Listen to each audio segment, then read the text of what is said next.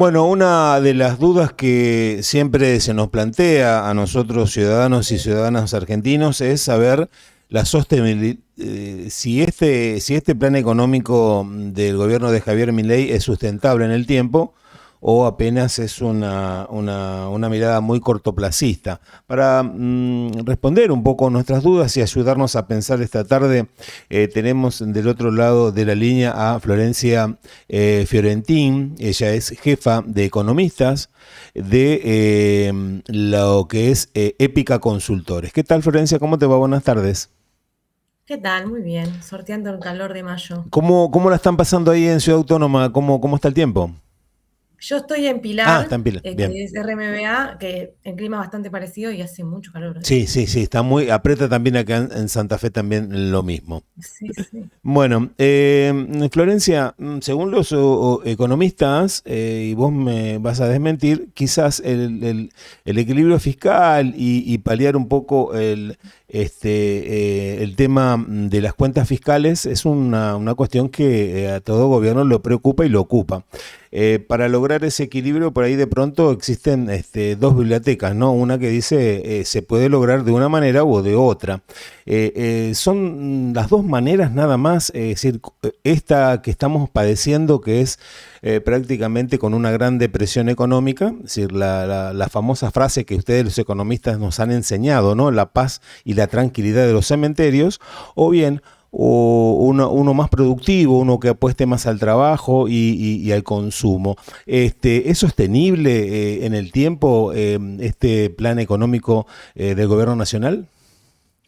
Bueno, está buena tu pregunta, porque algo de que venimos señalando mucho desde la consultora, desde Épica, es que hay como una mirada muy binaria de cómo atravesar, qué políticas económicas se pueden implementar en la Argentina, ¿no? De hecho, siempre está también esa cuestión de que las políticas económicas se vuelven partidarias, el déficit fiscal es partidario de los gobiernos más progresistas, el superávit fiscal es de los gobiernos más de derecha, y si un gobierno de derecha tiene déficit fiscal, no, es imposible casi, ¿no? Como que no puede pasar. Entonces, en primer lugar, la política económica, los instrumentos de política económica son propios de las economías, no de un partido político.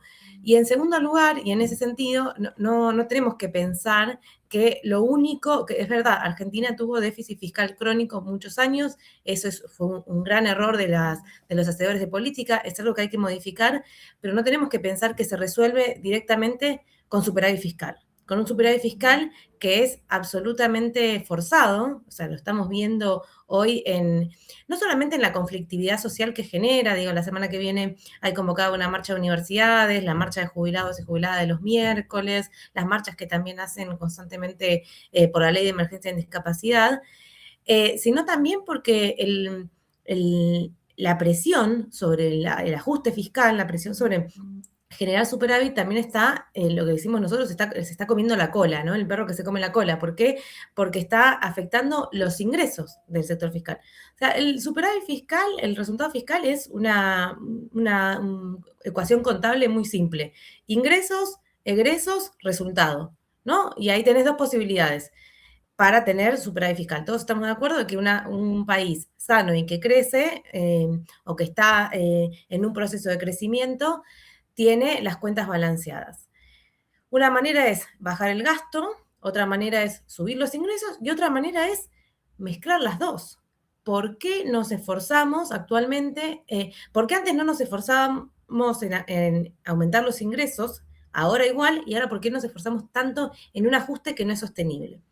Eso por un lado. Y después, entre estas dos miradas del ajuste y del déficit, porque cuando uno dice el ajuste fiscal es insustentable, lo que te dicen es, vos querés generar más impuestos, o por un lado que son inflacionarios, o por el otro vos querés déficit fiscal que también es inflacionario. Es cierto, los impuestos pueden ser inflacionarios, el déficit fiscal puede ser inflacionario, hay muchas maneras de generar mayores ingresos que no son necesariamente más impuestos, y hay muchas maneras de generar más gastos sin generar déficit, ¿no? Como esas dos cosas.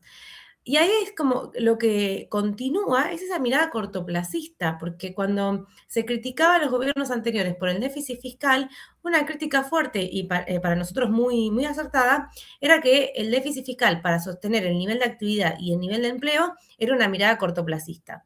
Y en efecto lo fue, terminamos con 3 dígitos de inflación en 2023, ¿no?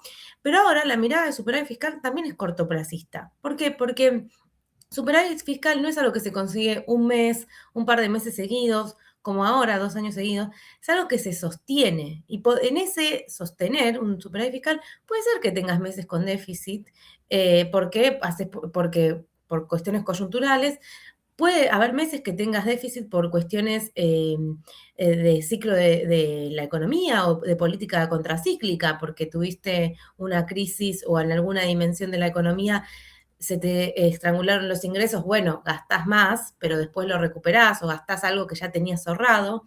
Que la última vez que pasó algo bastante similar fue en la crisis del 2008. Fíjate hace cuánto que las cuentas venían tan saneadas que en el 2008 hubo déficit fiscal para enfrentar la crisis, 2008, entre 2008 y 2009. Entonces, el punto es, primero, dejar de pensar la economía y la política económica de manera binaria. No es ajuste versus déficit, es un sector fiscal sano. Y un sector fiscal sano no es solamente o sea, no es necesariamente el que ajusta, sino también el que genera ingresos. Y hoy, hace varios meses ya que el ingreso del sector fiscal está cayendo en términos reales, por lo que le está pidiendo la política de superávit fiscal más ajuste. La pregunta es, ¿cuánto más van a ajustar? ¿Cuánto más se puede ajustar? ¿Y sobre qué partidas? ¿No? Claro, claro, exactamente. Yo no sé, yo sé muy poco de economía, pero lo que por ahí el común de la gente entra a pensar y quizás, corregime si me equivoco, es tratar de buscar un superávit fiscal y cuentas equilibradas como objetivo, como fin, y no como el resultado de buenas políticas que implementen la producción, el trabajo, es decir, que se genere, que generemos trabajo, generamos dinero, divisas, básicamente. No sé si estoy equivocado al respecto de que se persigue eso como un fin y no como un proceso. Sí, totalmente. Lo que pasa ahora, hay Ujú. un esfuerzo muy grande en mostrar resultados, ¿no? Y los resultados se muestran con estadísticas. Y es mostrar la estadística a veces forzar las estadísticas, por ejemplo, los datos que se están mostrando de empleo, que el gobierno dice que creó empleo y en realidad se está reemplazando empleo formal por empleo informal y por cuenta propismo. Pero ese esfuerzo, estar ahí mostrando resultados y mostrando las estadísticas, nos deja de lado la parte que decís vos, que son los procesos o los componentes. ¿De qué se compone este superávit fiscal? Bueno, se compone de estancamiento económico, Ujú. básicamente, Claro. porque el ajuste está generando estancamiento y necesita cada vez más estancamiento. Ahora bien, siempre es más fácil un punto de partida de superávit que de déficit, Claro, claro. pero hay que sentarse a pensar cómo se puede frenar un poco el ajuste y generar más ingresos. Quizás sí creando impuestos, pero Ujú. pensando en impuestos progresivos. Se pueden eliminar ciertos impuestos y crear otros, o se pueden bajar ciertos impuestos. No sé, podemos pensar en una reforma fiscal que baje el IVA, pero que retorne los impuestos a los bienes personales, por ejemplo, no sé. Pero en principio este año se esperaba de hecho nosotros el año pasado habíamos empezado a estudiar Ujú. las características que tendría una reforma fiscal, porque se venía la reforma laboral y decíamos, bueno, después de la reforma laboral va a venir la reforma fiscal. Entonces nos pusimos a estudiar la reforma fiscal, asumiendo que el gobierno, después de la reforma laboral, iba a proponer una reforma fiscal. Tuvo cosas en el medio, todos estos conflictos políticos que está teniendo, que bueno, que medio que se quedó sin jefe de gabinete, por más o menos, qué sé Ujú. yo, tiene los conflictos vinculados, bueno, con lo que decíamos recién, con las universidades, con los sectores por discapacidad, tiene este conflicto con la inflación, que seguimos con meses que la inflación sube, antes habíamos tenido el tema del INDEC, que no quisieron publicar el nuevo indicador, entonces parece que todo viene un poco frenado, porque por todos estos conflictos y porque además tienen que empezar a ajustar más. Entonces, empezar a hablar de una reforma fiscal cuando su superávit se está empezando a contraer, también empieza a complicar. Pero sí es momento, hace mucho que fue momento, de hecho es una crítica que se le hace muy fuerte al segundo gobierno de Cristina, porque tenía mayorías en el Congreso, de que tendría que haber hecho una reforma fiscal. Hay que hacer una reforma fiscal. El sistema impositivo en Argentina es muy regresivo, y hay que hacerlo antes de que el gobierno empiece a tener déficit. Porque si el gobierno empieza a tener déficit, ya empieza a perder todos sus logros, ¿no? Ya le pasó con la inflación, le pasó un poco el año pasado, ahora un poco lo recuperó con el tipo de cambio, con el dólar, que el año pasado tuvo bastante conflictivo ese punto, ahora está bastante equilibrado, pero también siempre el primer trimestre es mucho más tranquilo en Argentina. A ver qué va a empezar a pasar ahora, ¿no? Segundo trimestre, segundo semestre. Entonces, el gobierno tiene que prestar atención a eso, porque también depende de eso, sus propios logros, y teniendo en cuenta que el año que viene tiene elecciones, ¿no? Ya por el lado de lo político también. Claro, claro, que teniendo en cuenta que es mucho más estable también por la liquidación de la cosecha gruesa, es decir, hay buen flujo de divisas. El tema es el otro semestre, ¿no? El semestre que viene que puede ser conflictivo. Te lo pregunto, Florencia, la otra pregunta que tengo en mente es que lo que la gente piensa y si es realmente así. Este gobierno es ajustador y ajustador para los de abajo, para la clase trabajadora y desajusta para los más ricos. Es el famoso Hood Robin que conocemos. Y sí, sí, es bastante así. Eh, no es tan Ujú. directo, por ejemplo, en un principio, bueno, lo que aumentó mucho fueron las asignaciones sociales, las prestaciones sociales, principalmente la asignación universal por hijo, que ahora sí recién ahora empezó a perder un poquito en términos reales, pero tuvo un gran incremento cuando empezó el gobierno, que eso también fue una estrategia política, ¿no? Para no tener tan alto conflicto, y también porque el gobierno tiene un fuerte foco en la pobreza, y por eso ha logrado bajarla. Después, bueno, los sectores más altos sí, obviamente, le quitó retenciones a los exportadores, quitó el impuesto de bienes personales, quitó impuestos a importaciones, y los más desfavorecidos son las clases medias, medio bajas, así que es como una U invertida, si querés, ¿no? O una U, digamos, ¿no? Que los más desfavorecidos son los que están en el medio. Y ahora empiezan al principio no, por ejemplo, sobre todo entre mediados de 2024 y principio de 2025, el sector formal, el empleo formal, había empezado a tener incrementos en los ingresos, de hecho se creó empleo formal, y ahora esos sectores, que son más bien las clases medias, se están empezando a destruir puestos de trabajo, porque en parte también están cerrando empresas, y están cayendo en términos reales los sueldos, ¿no? Entonces, sí, los más desfavorecidos son las clases medias, y ahora están empezando a perder también las clases bajas, con esto que decíamos que las asignaciones empiezan a perder en términos reales en sueldos, y empieza a haber más competencia en los sectores informales, porque ingresan más personas en informal y cuenta propio, y ahí es cuando hablamos de uberización de la economía, Ujú. ¿no? Más oferta de Uber, más oferta de pedido ya, en términos de empleo, ¿no? De personas que manejan con las plataformas. Entonces, se está empezando a estrangular este modelo, y hay que hacer algo, ¿no? Está mal, la economía evoluciona, las políticas evolucionan. O sea, la naturaleza de la política es que dure un tiempo y que cambie. Entonces, lo ideal es que cambie antes de que empiece a estrangularse. Pero bueno, ahora estamos en un momento en que se empieza a estrangular. Hay que hacer algo. El gobierno parece tiene mucho énfasis en el ajuste fiscal. Nosotros creemos que es cerrado Claro. porque va a profundizar más la crisis en términos de nivel de actividad, en términos de empleo, en términos de ingresos. Es como lo planteabas en el informe, ¿no? Se come a sí mismo el hecho de volver a ajustar sobre lo ajustado porque cae también la recaudación y hay que tomar medidas y es más ajuste sobre el ajuste. El punto es ver hasta qué punto, como lo expresabas vos, hasta qué punto la gente puede tolerarlo, ¿no? Porque no ve tampoco un horizonte un poco más benigno. Yo hablo, por ejemplo, de las pymes, hablo de los comerciantes, no están vendiendo nada y los impuestos están igual. Entonces, por por ahí hay un clima de malestar que cada vez se va incrementando.